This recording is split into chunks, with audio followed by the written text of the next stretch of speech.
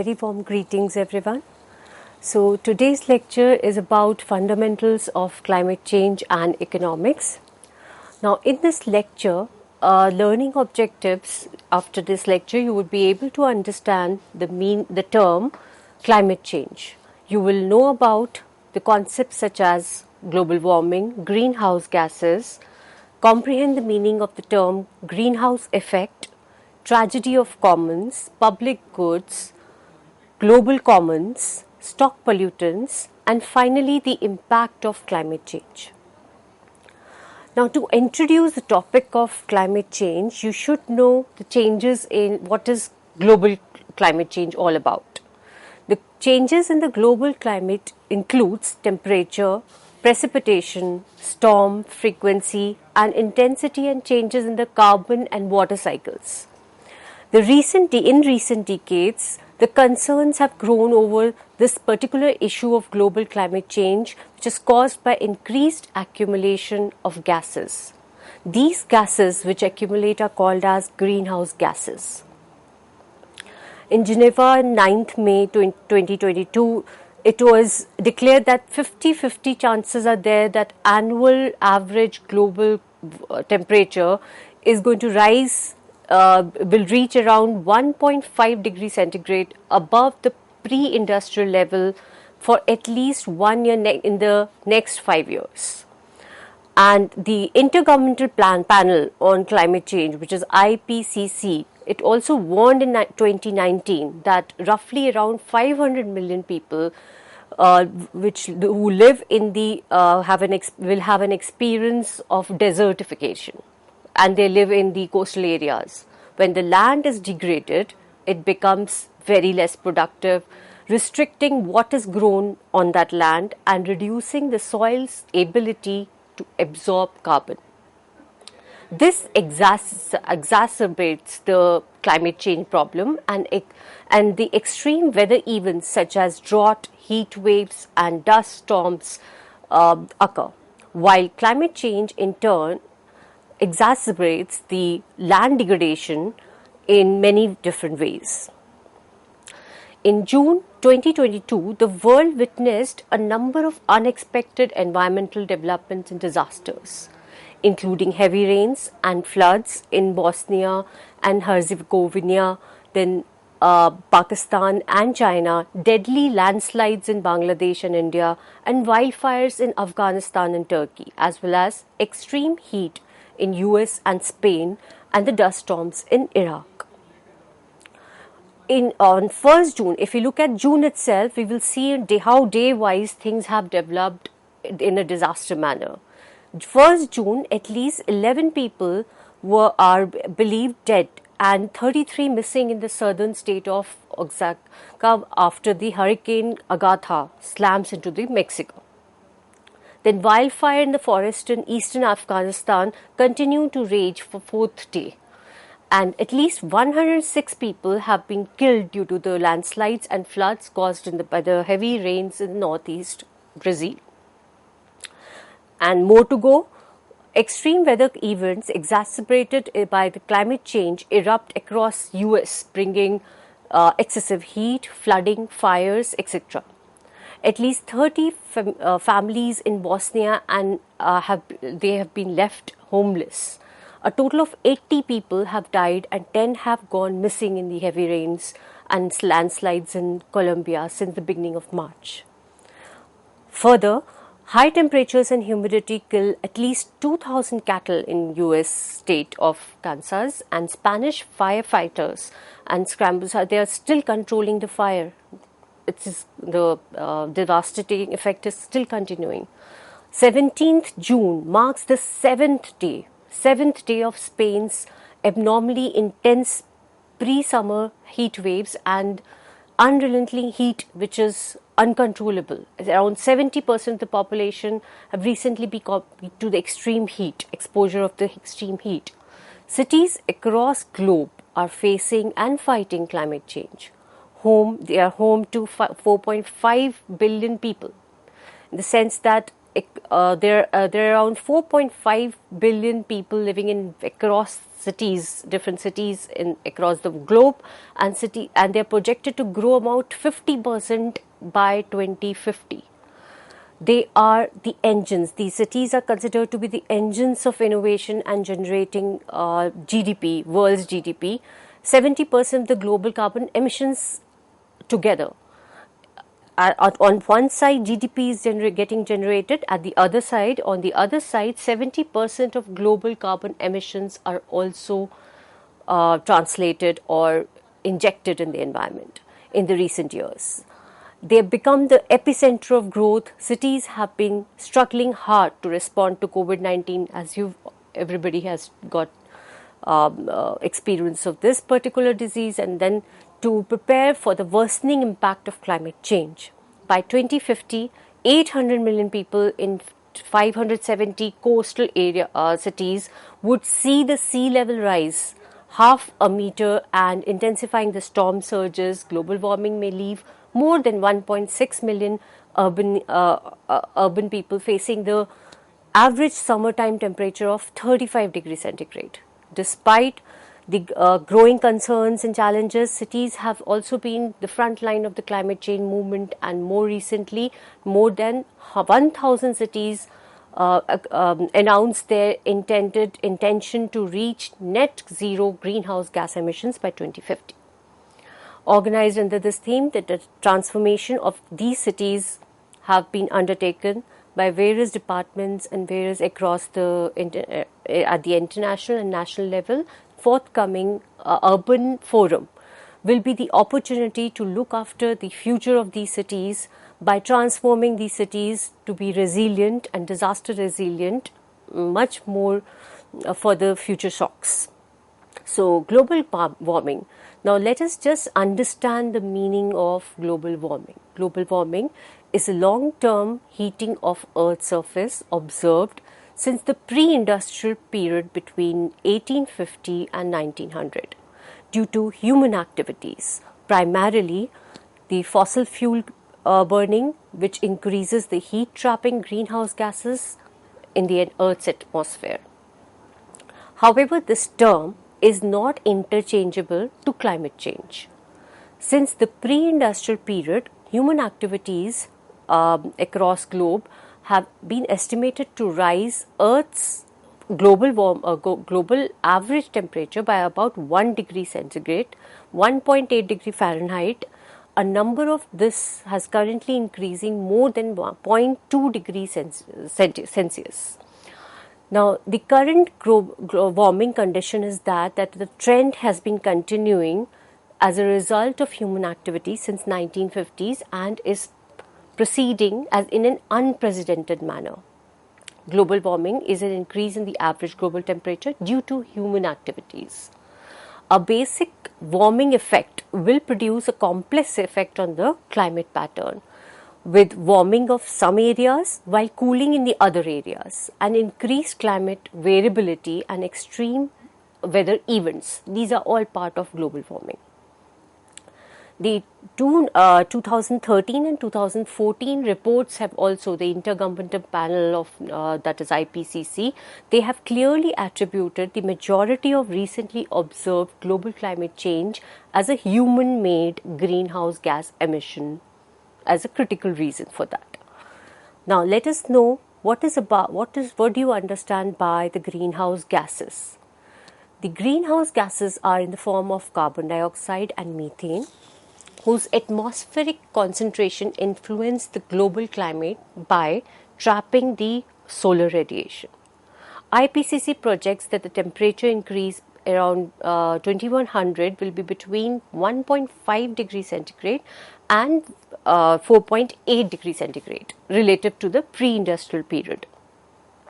Greenhouse gas effect, how does it come across? The effect of certain gases.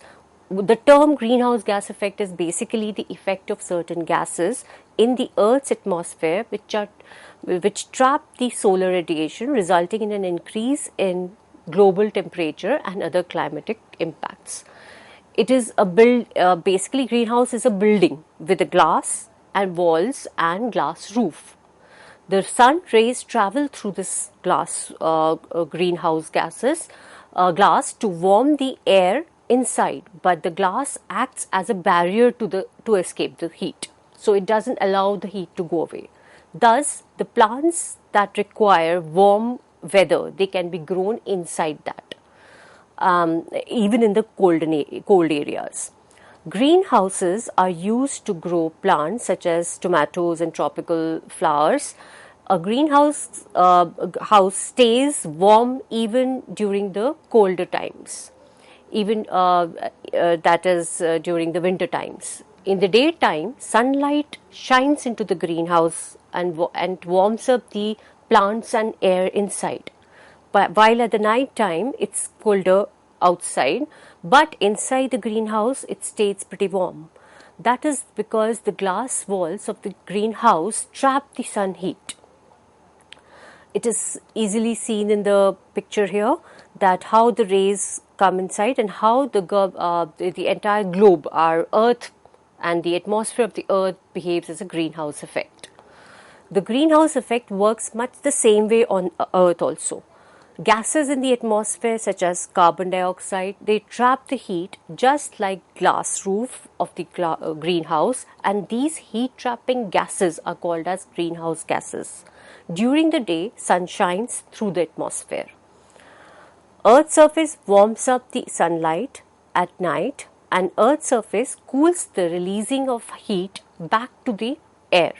But some of the heat gets trapped in the greenhouse gases in the atmosphere. That's what keeps our Earth warm. 58 degrees Fahrenheit on an average.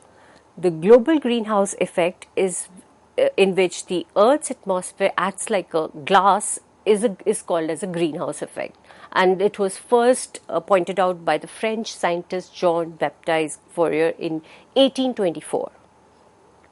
Clouds, water vapors, and natural greenhouse gases, carbon dioxide, methane, nitrogen oxide, and ozone, they allow the inbound radiation, solar radiation, to pass through but serve as a barrier to the ongoing infrared heat. This creates the natural greenhouse gas effect, which makes the planet suitable for life. The possibility of an enhanced and man-made greenhouse effect was introduced by the Swedish scientist in 1896. The man-made greenhouse was hypothesized that it is contributing to the global warming. It increased burning of the coal because of burning of the coal, and that is due to industrialization. It would lead to increase in the concentration of carbon dioxide in the atmosphere, and it will warm the earth. This was pointed out by the scientists long time back in the 19th century, and 20th in the carbon dioxide concentration in the atmosphere have increased to 40% over the pre-industrial levels. In addition, increased burning of fossil fuels such as coal, oil, natural gas, and all these CFCs, carbon fluorocarbons, and as well as the methane and nitrogen oxide emissions, they are all the byproduct of agriculture and industrial contribution to the greenhouse gases. So IPCC, which is Intergovernmental Panel on Climate Change, has concluded that the global atmospheric concentration of greenhouse gases, GHGs emissions, have increased markedly as a result of human activities since 1750. So according to this report, human influence on the climate system is clear, and in recent time, anthropogenic emissions, which is because of human activities of greenhouse gases, are the highest in the history. IPCC projected that a global average temperature will rise in 2100, that is already said that between 1.5 and 4.8 degrees centigrade. By 2015, the world had already reached the average increase in the temperature of 1 degree centigrade compared to the pre-industrial period. Climate change is a long-term change in the average weather patterns that have come to define the Earth's local, regional, and global climates. These changes have a broad range of observed effects that are synonymous to the term. changes observed in the Earth's climate since the mid of 20th century are driven by human activities. Increase in heat trapping, greenhouse gas, which we've already discussed. Natural processes which are overwhelmed by the human activities have also contributed to the climate change by their internal variability. For example, cyclical ocean patterns like El Nino, La Nino and the Pacific decadal oscillations, and external forcing, volcanic activity, changes in the sun's energy output, variations in the Earth's orbit, these are all part of natural phenomena.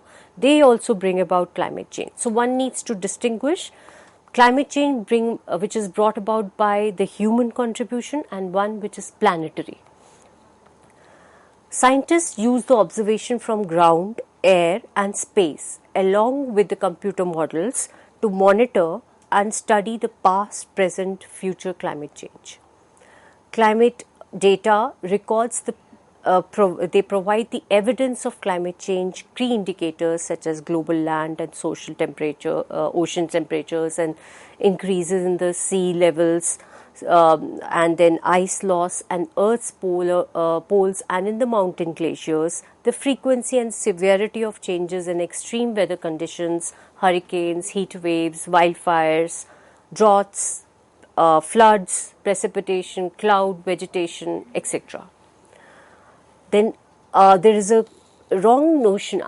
There is always interchangeability is a concern that between the climate change and global warming, people take it in a interchangeable manner, which is wrong. Similarly, the term weather and climate are not interchangeable. We will understand how they are different from each other. Weather refers to the atmospheric condition that occur locally over the short period of time, say around a minute, an hour, a day. And examples are rain. Which are the indicators for weather? Rain, snow, clouds, winds, floods and thunderstorm. Climate, on the other hand, refers to long-term phenomena. It accounts for at least 30 years. It is regional, even global. And average temperatures are considered in this case. Humidity, rainfall patterns, over seasons, years, etc. Now, why do we need to talk about, when we talk about climate change, what is the role of tragedy of commons? The key issue is that the greenhouse gases, GHGs, are the cause of planetary warming and other changes in the weather patterns. GHGs, now, it is important to understand that GHGs are the cause of environmental externalities, and they are also the case of overuse of common property resources. That is how we come to this regime of tragedy of commons. Now further, the GHGs are the product of both agricultural and industrial activities. These activities primarily consume the natural resources, inputs in the form of coal, natural gas, oil, they are all inputs. So these inputs are freely available in the nature, and they are in the limited quantity, but they have this associated problem of tragedy of commons because they are natural resources and they are common property and they suffer from tragedy of commons. Common property resources, a resource that is available for everyone, they are considered as non-excludable. But use of resource may diminish since one uses, it reduces the quantity available for others. So that is called as rival. So they have the characteristic of non-excludability and rivalry, all common property resources. So what we are talking here about is the human activity involves common property resources which have a nature of non-excludability and rivalry. So climate change can thus be viewed as a public good, that is a problematic public good, requiring a collaborative action or effort to develop an adequate policy, which is a public policy. In case of climate change, the action needs to involve stakeholders, including government, public institutions, as well as private corporations and individual citizens. That is why we need to talk about the case of public good, and common property rights, global commons. Public good is the one which is available to all, which is non-excludable, and whose use of one person will not reduce the quantity of the. Here there is a difference of public good and common global commons. Public good is non-rival and non-excludable. However, the common property resources are excludable, non-excludable but rival. Global commons are the property resources such as the atmosphere and the oceans. They are considered as global commons. So the issue related to them must be dealt by international agencies or a collaborative effort of different regions or different countries together. After decades of failure of international level of collaborations and related to the climate change, there has been a success in December 2015 in Paris. 195 nations under the UN framework of Convention of Climate Change signed the first global agreement aiming at keeping the overall increase in the global average temperature under 2 degrees centigrade. Because carbon dioxide and other greenhouse gases are continuously getting accumulated in the atmosphere, stabilizing or freezing the emissions will not solve the problem.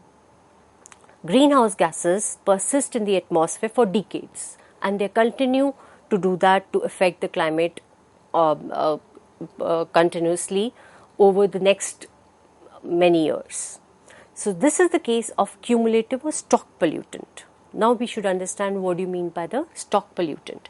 Cumulative or stock pollutant is a pollutant that does not dissipate or degrade significantly over time, and it continues to accumulate in the environment, such as carbon dioxide, chlorofluorocarbons, etc. Development of national and international policies to curtail or to combat the global climate change is a huge challenge involving many scientific, economic and social issues. Now one should see the carbon dioxide emission trends around 1950. China contributed 29% of emissions, followed by United States around 15% because of fossil fuel burning, Europe around 11%, India 6%, Russian Federation 5%, Japan 4%. We will soon see the graph and we will see that how things have been there empirically. The annual temperature has been rising consistently between 1850 to 2015. A study in US Department of Energy Northwest National Laboratory Research shows that the rate at which the temperature are rising could be 0.25 degrees centigrade per decade by 2020. Sea level rise have been the major problem.